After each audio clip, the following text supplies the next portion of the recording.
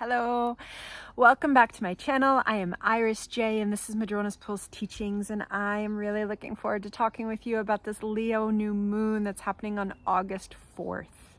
I am excited about this energy. That said, it's a lot of energy. August is a lot, so we're going to get into it. This new moon is happening where I am on the West Coast. It's at 4:11 a.m. and it's happening at 12 degrees and 33 minutes of Leo. It's a lovely idea to see where you have 12 degrees of Leo in your chart if you do such things, but you can always just listen to the energy and soak up what you soak up, and that's what you're meant to soak up and be with. And a new moon.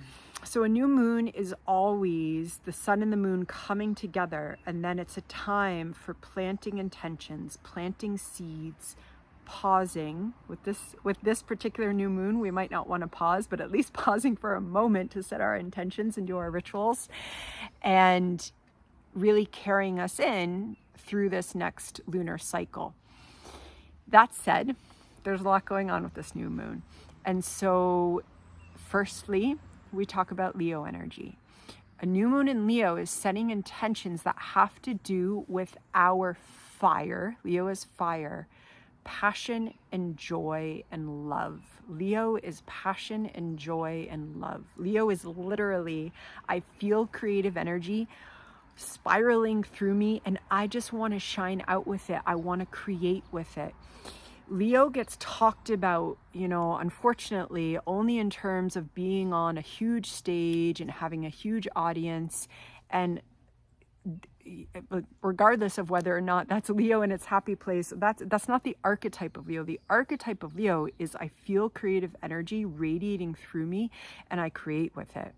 When Leo is performing for the sake of validation, Leo's caught in a cycle that can actually be projecting a false self, and that can be damaging for Leo and especially the spirit, because whenever we have a fire energy, especially with Leo and Aries, that is getting fixed into a cycle of projecting the false self out there, it causes dysregulation, and all sorts of things can happen in the body and in the mind, because the spirit wants to be as authentic as possible, and it wants to be authentic from its impulses and its intentions coming from divine spirit, the ultimate spirit. And so this new moon right away could be about setting some intentions for our heart space, courage, opening up, carrying us through this next cycle that we're in. And I think it's really significant that this new moon is exactly opposite to asteroids that we don't talk about all that often. Sometimes, depends who you listen to, but we have a new moon opposite a conjunction of Chariklo and Psyche, and they're together in Aquarius. So Chariklo we look to as healing energy. She's the largest asteroid that we have in the asteroid belt, and she is known from the ancient world. She's often thought of as Chiron, our wounded healer's wife. And so really working with her is this divine feminine energy that is the counterpart to Chiron's divine masculine energy. Again, always recognizing the way that we all have these energies, divine feminine, divine masculine, streaming through us, and however they choose to manifest in our gender expression is how we choose to have them manifest in our gender expression. But they are radiating through us. And she's a healer. And I love the translation of her name, which is graceful spinner. And with that comes the idea and the archetype that through her healing and through her grace, and especially through her compassion, she is healing some of the knots of karma. And that when we work with her, and when she's singing with us in a new moon opposite the sun and the moon, talking to our heart passion coming forth in Leo, and our courage to pursue love and joy, that this is absolutely a reclaiming of our spirit, of our fire, not for the false self, not that what we're told and taught is going to be validated, but for what we are ready to open into a new cycle of showing to whomever is looking at us, because this is, again, not about seeking attention. It's about what we feel and having to create with it. And there's something that wants to be healing, something that's connecting us to grace in Aquarius, chair closed in Aquarius. So this is higher mind. This is connecting our individual spirit into something that is much bigger and part of a collective healing process. And psyche is there, the asteroid psyche, who, as that word, you know, we often translate psyche as soul. And psyche really does bring us into kind of a mind, body, soul connection. It is also associated with grace and the way that we can experience grace when we're really in this embodied place of mind and body, which takes us beyond both into literally psyche, into soul. And, you know, she often also represents our personal spiritual evolution. And there in Aquarius, conjunct Chariclo, this is very healing. This is divine feminine energy, but it's coming through higher mind awareness and wakefulness. So really paying attention during this new moon, what is coming up around your own personal healing, potentially in a radical divine feminine way that's connecting you to soul. This is just here, we're bypassing the connection to social validation. We're bypassing that and we're going straight to soul validation. And that's coming through planting seeds and feeling into what wants to kind of be birthed in this moment. And again, new moons, full moons, they're smaller moments within bigger cycles, right? And so we're kind of passing through this moment of birthing, of setting intentions so that we can manifest. And yet the journey of manifesting throughout August is not straightforward. It is not a linear line. But before we get there, also really important for this new moon is that the new moon is in a sextile, a supportive conversation with Mars and Jupiter. So Mars and Jupiter are in Gemini, air sign, conversation, chatty energy, chatty brain, chatty ideas, inspired ideas. Mars coming to conjunct Jupiter in Gemini. There's, like, as I'm talking about Gemini, the little guy starts barking. Dog intervention over. Mars coming into its conjunction with Jupiter in Gemini is a lot of energy. It is inspired energy. It wants to be directed energy. This is sextiling our new moon. So we could be coming into literally a new phase of our self-expression, and then this is going to come up wherever we have Leo in our chart. We could be coming into new expressions of ourselves through potentially big projects, through big shifts and changes. We could be taking something on. We could be thinking and having ideas about some big changes. And ultimately, whatever's coming up, we really want to guide ourselves into how is it healing, and how is it healing so that I can access my creative energy and pour it out into the world, because that's what Leo wants to do. And that's what Mars conjunct Jupiter and Gemini wants to do. It wants to pour it out into the world. It wants to share it. It wants to communicate it. Also, we could just be having a lot of inspiration and ideas coming up. And so this is the energy of the new moon. Okay, so that, you know, and again, we're planting seeds. And then the story continues. And then later that day, Mercury, who's in Virgo, stations retrograde. Mercury, who rules the Gemini energy. That's piece one.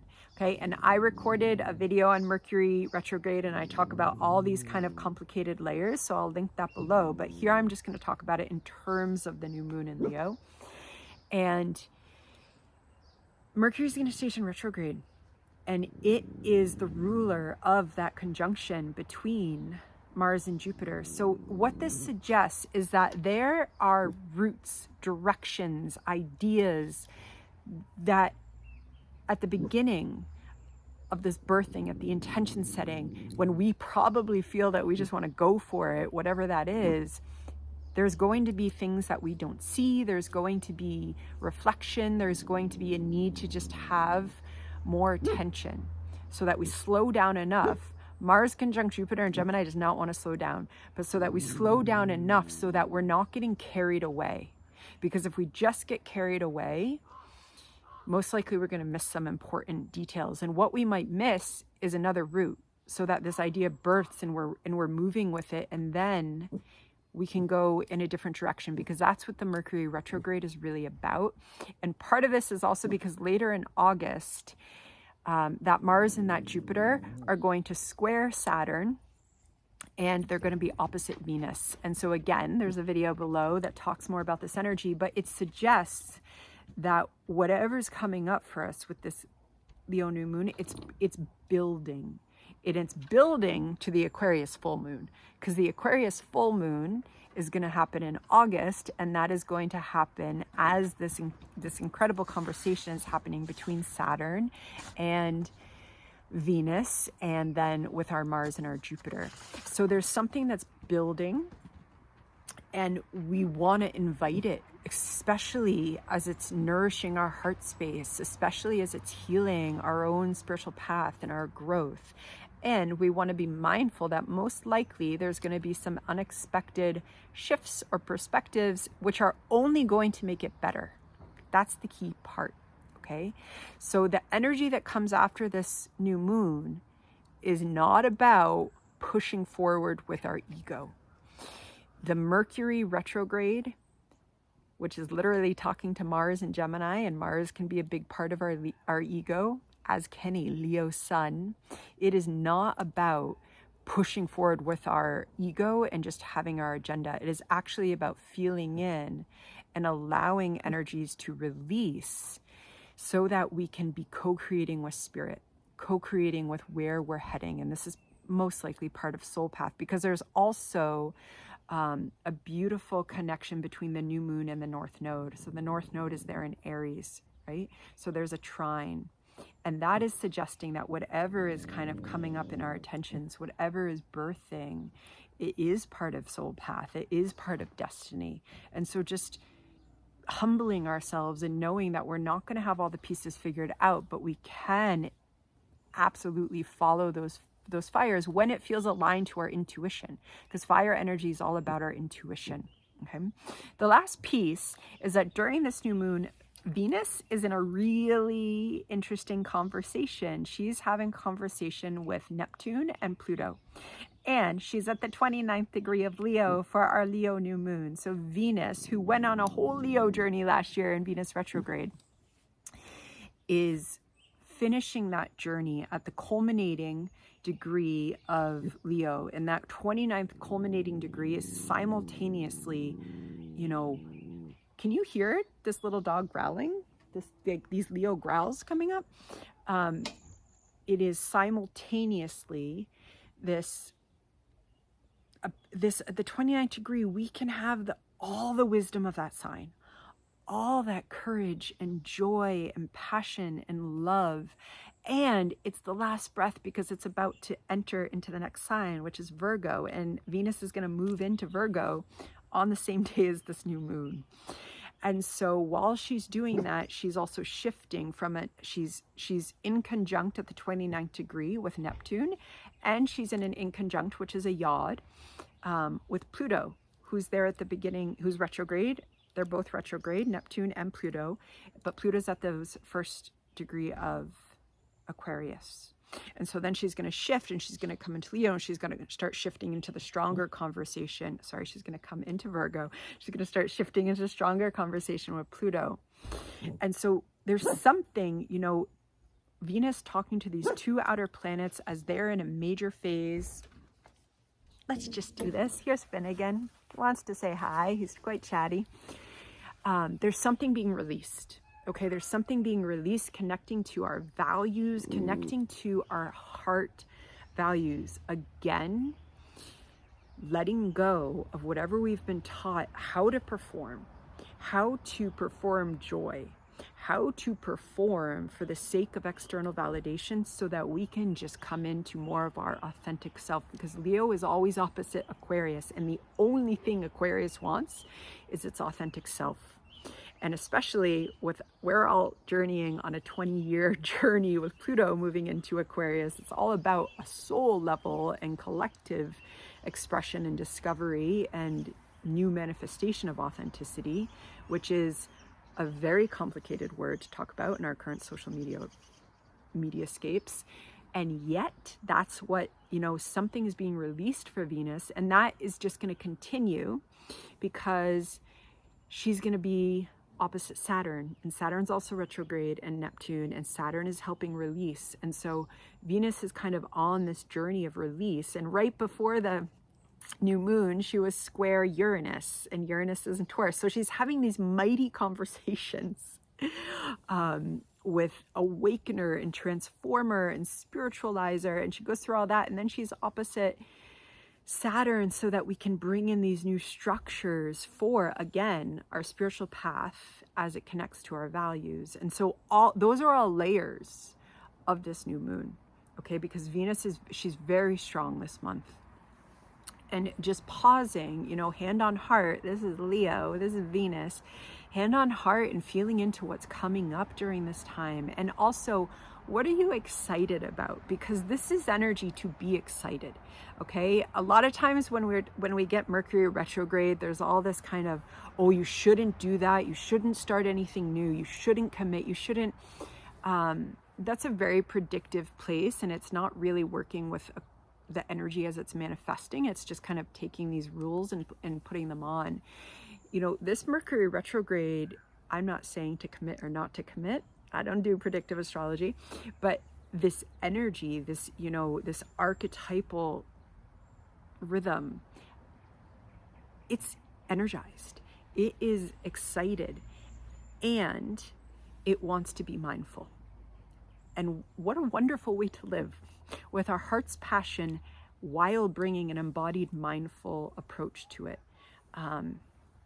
That is the stuff that can build a strong foundation for what's unfolding. And there's a lot unfolding. So I hope there's little bits in there that speak to you. Again, there's the video, and I'll link it, and it's here, that if you want to listen to more about this energy, specifically in terms of the Mercury retrograde lens. But just, you know, a Leo new moon is also a time, especially if we've been struggling, if grief has been strong, if, you know, the reality of life has been strong. Leo is a new moon to really just ask for release of some of that grief, to come into self-love. Leo is just beautiful self-love. As I said that, there was just a beautiful bird song going on. I'm aware I just used the word beautiful several times, but sometimes it's the only word that will do. Because ultimately, Leo is this self-love that connects us to divine energy, that connects us to the creative, playful spirit that we get to enjoy by being humans. There's also a lot of seriousness, and there is grief, and yet we're in a Leo new moon. So especially if you've been journeying through a heavy time, a tired time, just asking for release and really setting an intention and doing something for yourself that speaks of self-love, even if it's really small, even if it's, you know, this sounds small, but it actually can be really, really powerful, is looking ourselves in the mirror and saying really lovely things to ourselves. You deserve that. That's a lovely thing to do with the Leo new moon, especially with all this Venus energy. And then just feeling what we feel, and then letting intuition carry us on from that moment. Okay, so I'm sending new moon blessings out to you, and be well.